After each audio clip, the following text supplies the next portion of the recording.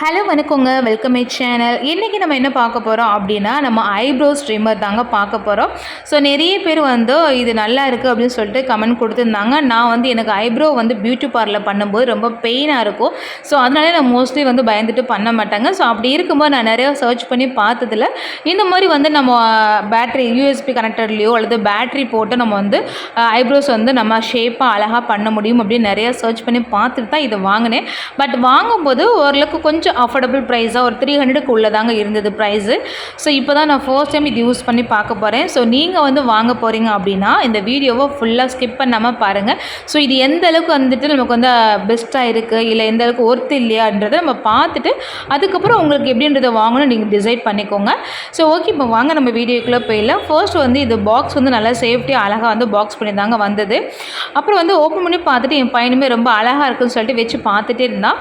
அதுக்கப்புறம் இது எப்படி ஓப்பன் பண்ணி எப்படி யூஸ் பண்ணணும் எல்லாமே ஒரு சின்ன ஒரு ஸ்லிப்பு மாதிரி கொடுத்துருந்தாங்க. அதுவும் பார்த்துட்டு அதுக்கப்புறம் உள்ளே ஓப்பன் பண்ணி பார்த்தா ஒரு சின்ன பிளேட் மாதிரி கொடுத்துருக்காங்கங்க.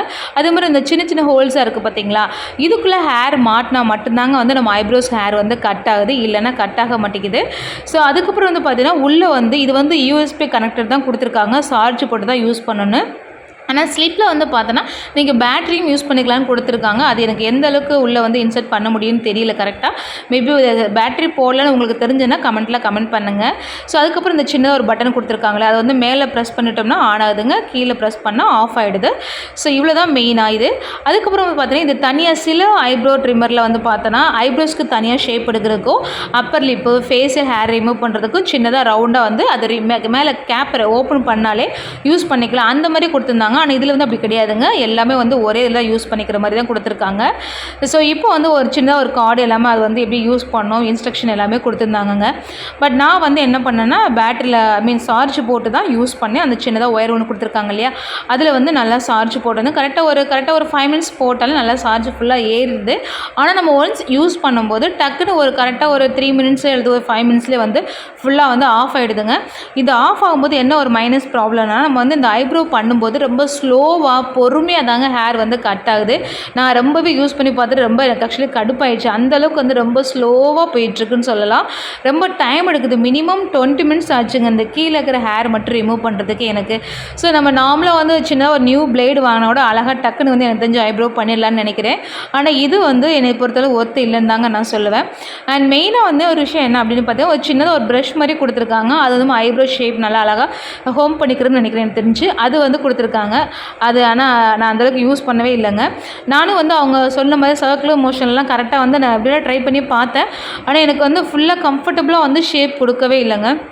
அவங்க கொடுத்த மாதிரி ரொம்ப அவங்க சொன்ன இன்ஸ்ட்ரக்ஷன் படி தான் நான் யூஸ் பண்ணேன்.